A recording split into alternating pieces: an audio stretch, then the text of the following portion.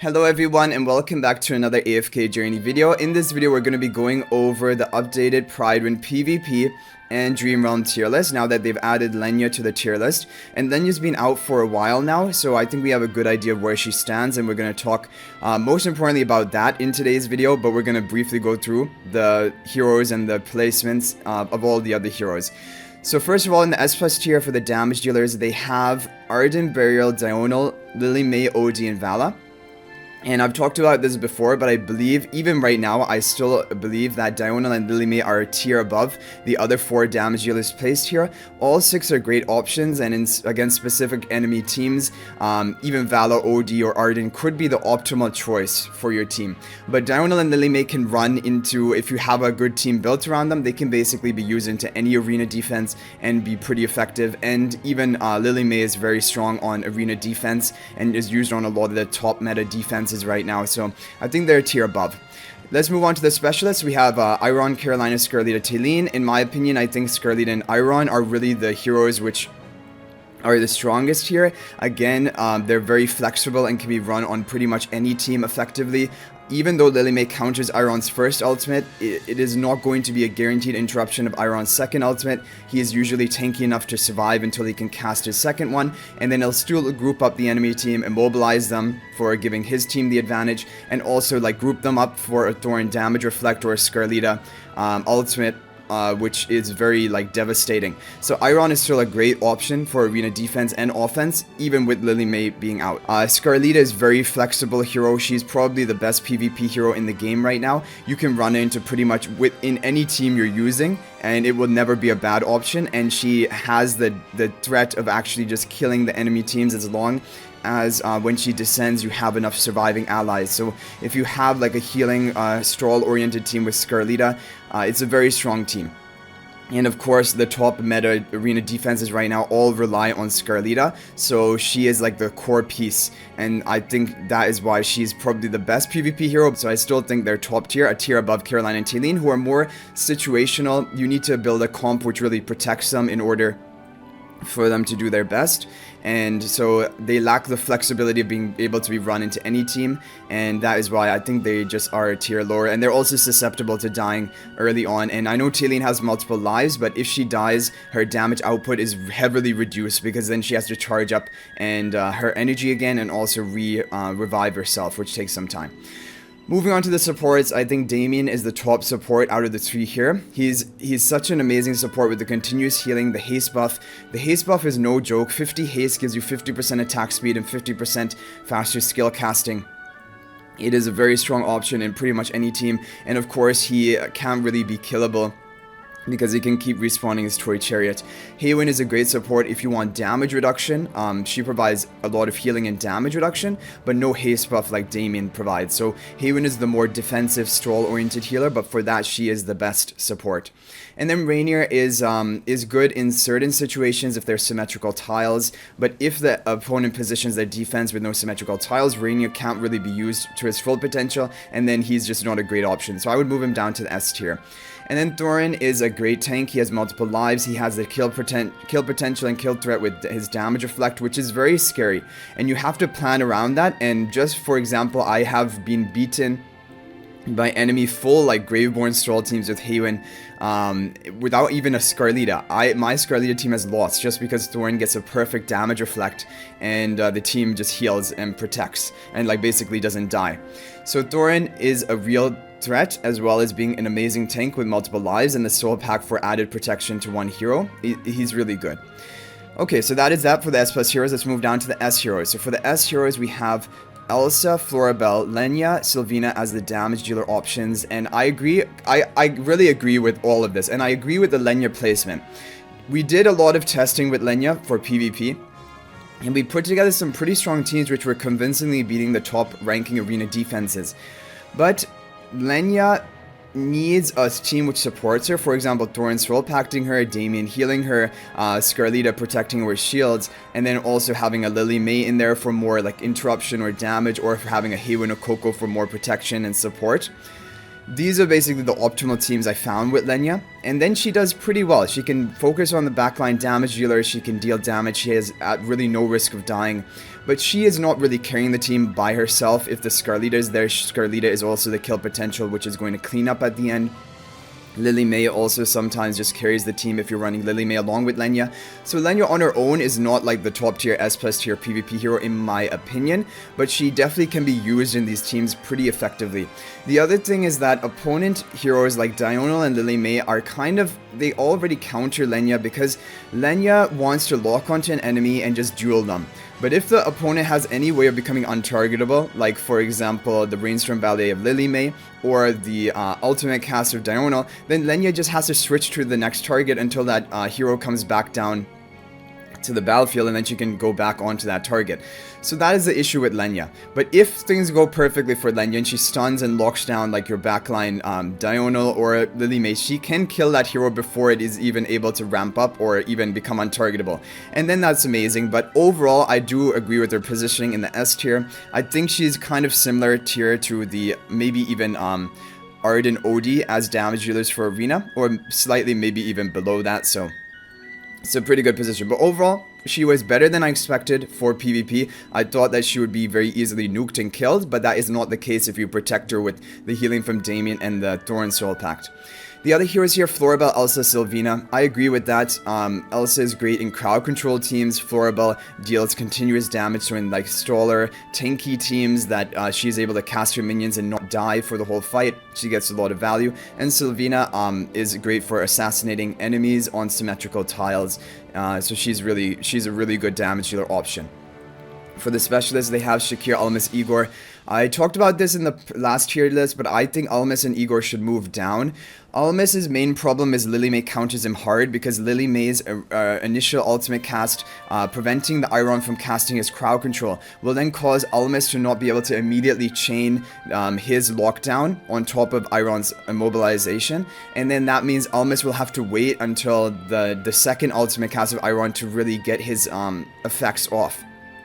So Lily May, in my opinion, most hardly counters, or is the hardest counter to the Almas Elsa full lockdown crowd control team from the minute, like the first second of the battle, because they will not get that first Iron cast, and then both Elsa and Almas can be killed, or some of the team members can be killed until while they're waiting for Iron's second ultimate cast.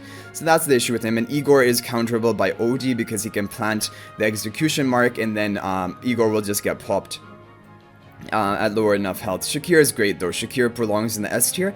He's a great supporter, and he buffs up your melee heroes with a damage reduction and haste buff.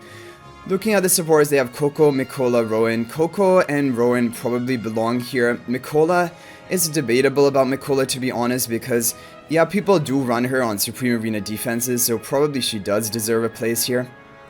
But she has the same issue, but even worse than Lenya. Being a melee hero, Lenya's Supreme Plus gives her some damage reduction against her non-target enemies. Mikola doesn't have that. Mikola is even more susceptible to dying and being killed at the beginning or early stages of the fight, especially being a melee hero.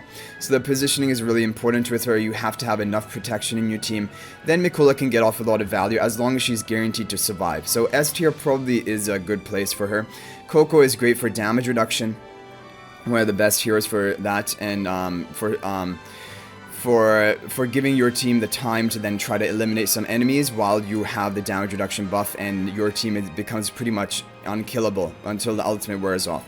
Rowan for taking the first ultimate cast for your team with the energy generation.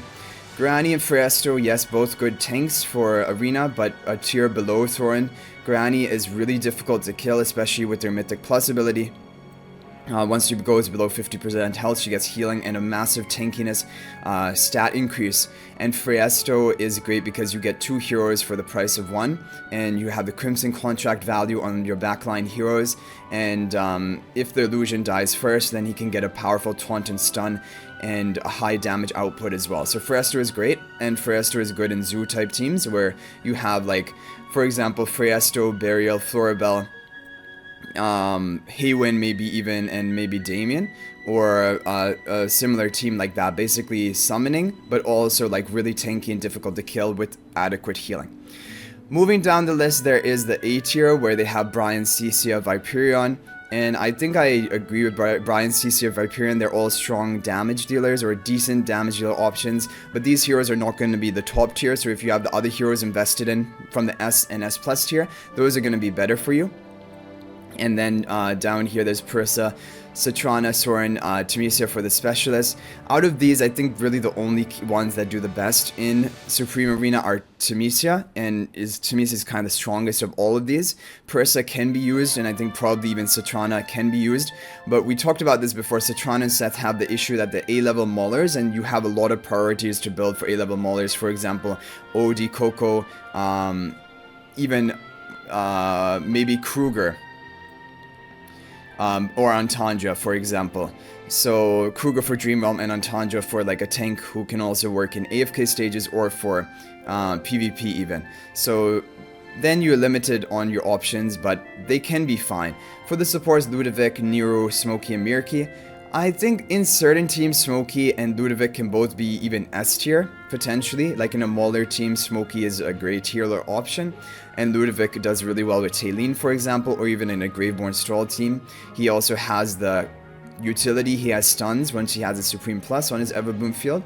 So he is a great hero as well. Nero is like lower tier than these guys. I would not recommend using Nero in your team. Like, definitely not over Ludovic. Ludovic is superior to Nero in pretty much every way. And then looking at the tanks, Antandra, Brutus, Lucius. So Brutus is a great tank with invincibility. He's good for Supreme Arena. Antandra, or like if you're at a lower stage and you don't have many Ascended heroes, Brutus is really good. He can work even with one copy, and he can be a good option even for your PvP team. Lucius is great, especially with the seasonal skill, but things may change now that we're moving into a new season. He might not see as much use. And Antandra is a good, really solid tank. Moving down the list, they have the Reese here, which again, I would like Reese to be moved up to A tier. He is a really hard-hitting damage dealer. And if you have him invested, he is a great damage dealer option, even for regular arena defense and offense. So I would definitely move him up to the top of A tier. The other ones, Corrin could potentially move up to the A tier. He has shielding, he has decent damage to the opponents. He is kind of like a melee sub-DPS. Not technically melee, he has a range of 2, but pretty close to that. So he's great, and especially in Lightbearer teams, early on when you don't have many heroes built up, and you have like a Mythic plus Corrin, for example, he's a great option to use. Cassidy, Leica, Walker, don't see as much use.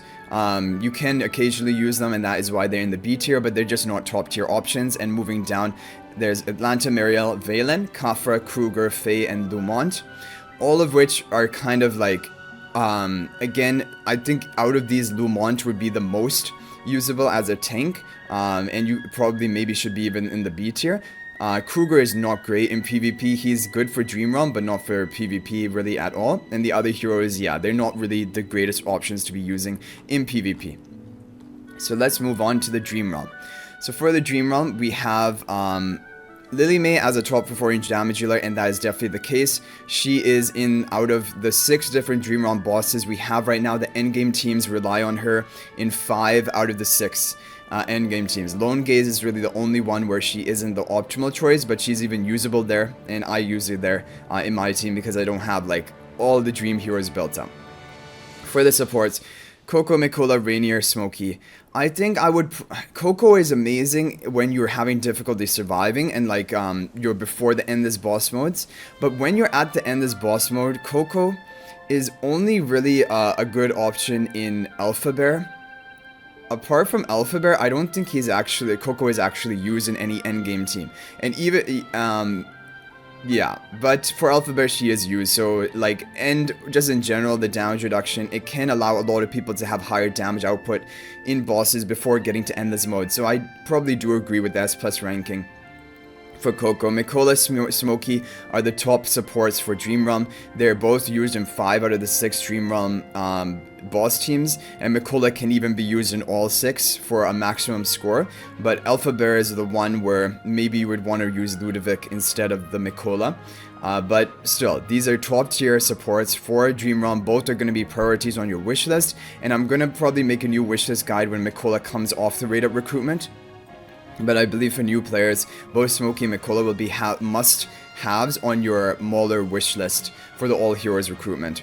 because of just how strong they are in Dream Realm.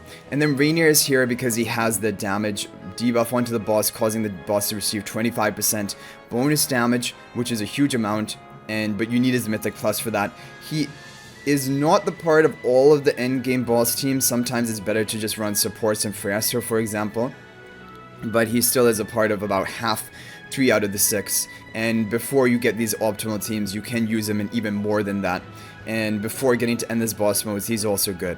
For the tanks, Freestro and Thorin. Freestro, probably I would put a tier above Thorin, because Thorin is also great, and especially as a newer player, Thorin and Coco are really your go-to Dream Realm heroes, because Thorin has good tankiness, and he has a damage, the debuff onto the boss, causing the boss to receive 17% bonus damage at maximum level. And Freestro is used in 5 out of the 6 Dream Realm endgame teams right now. He has a lot of damage output, he has incredible tankiness, and he provides the energy with his Crimson Contract, which is really useful for increasing your damage further. So Freestro is the top tier Dream Realm tank, hands down, and because of that, he is kind of a priority for people to build up to Mythic Plus on their account. But you can even use him at Legendary Plus, and I have an interesting video I have planned for that, because there's actually 3 Dream Realm bosses right now where I've been using my Legendary Plus Freestro, and it's allowed me to get a higher score than I could previously reach. It's even replaced my Scarlita in some teams, and my Scarlita is already Paragon. So Freestro, and yeah, so even at Legendary Plus, he will help out your team, but Mythic Plus will be a big break point, because then you can upgrade his exclusive equipment to give him a lot more stats. Okay, moving down, they have the Corin, Marilee, Odie, and Cassidy. Okay, Corin, Marilee, Odie. Yeah, they're a tier below Lily May. I mean, Odie maybe should still be in the S plus tier, maybe even Marilee, because when we go to the beginning of the new season, we're not going to have endless boss modes, and in those situations, usually Odie is a damage dealer which will shine. That's at least how it was in this season. So Lily May, currently in endless boss modes, is top tier, but Odie might be the top tier choice in the early stages of the new season. So I think Odie should still belong in the S plus tier, because even as of right now, in endless boss modes, Odie is still a part of some of the top performing teams. For the specialist, Cassidy is not really used in any Dream Realm boss team, only really Ravage Realm. Kruger is kind of being replaced as well, but he can still be used in Necrodraken. Scarlita is a good option if you don't have Freestro, for example, and in some teams you use both Scarlita and Freestro together. So I would agree with this, that Scarlita belongs in the S tier. Tamisi is great for Necrodraken, and was used in Snowstomper, but the optimal endgame teams are not using her in Snowstomper anymore, but they are still using her in Necrodraken. So Necrodraken Tamisi is important. And Taylene is the optimal choice in the King Croaker boss, but apart from that, she is not really in the optimal endgame teams, but she can improve your damage. Like if, for example, you don't have all like Mikola, Freestro, Scarlita, you don't have all of these heroes built up, then you can run Taylene in certain teams to allow you to have higher damage output than without her. So Taylene is still a good overall Dream Realm damage dealer for certain bosses. Moving down, here's where we have Lenya placed, and I can kind of, so Floribel, Vala were great options for the Snowstomper Dream Realm boss. They were actually optimal damage dealers, and Lenya, I feel like she comes really close to the damage output of Odie and Marilee, and I think with optimal magic charms, she could rival them. So I think Lenya, Floribel, Vala, I would put a tier above. I would put them maybe at the end of the S tier, and honestly, I would probably move Marilee and Odie up to the S plus tier. But Lenya, Floribel, Vala all seem to be actual viable options for Dream Realm. Maybe when the new season begins, they will be usable in some bosses, and yeah, so I think they belong above the other heroes, because the other heroes here, these are not ever going to be the top tier options for Dream Realm. Elsa, Brian, Cecia, Reset, they have never been the best choice as a damage dealer. Like in early game, you can use Cecil, for example, but as soon as you have the other heroes built up, Cecil is not the best damage dealer option.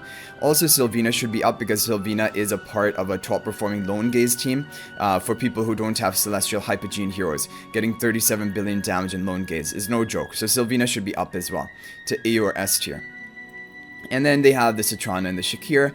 Shakira should be way above here because like in the endgame teams right now, they're like 3 teams, I believe, using Shakira because Shakira and Mikola have incredible synergy, like the Lupine's aura and then also Mikola's Courage Sphere together provides so much haste for your team.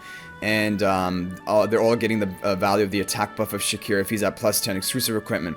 So Shakira is probably an S tier, in my opinion. Ludovic is used in the optimal Alpha Bear team, or even can be used in like King Croaker, other teams if you don't have the best options. So Ludovic should also be in the S tier. Lucius not really used in any optimal teams right now. Earlier on in the season, or if people didn't have other heroes built up, you can use him. His seasonal skill was really the reason you would be using him.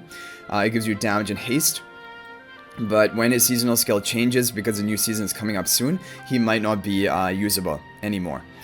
And then as for the other heroes down here, none of these are really going to be great options to run in Dream Realm. Sylvina is really the only exception, which should be up to the A tier at least.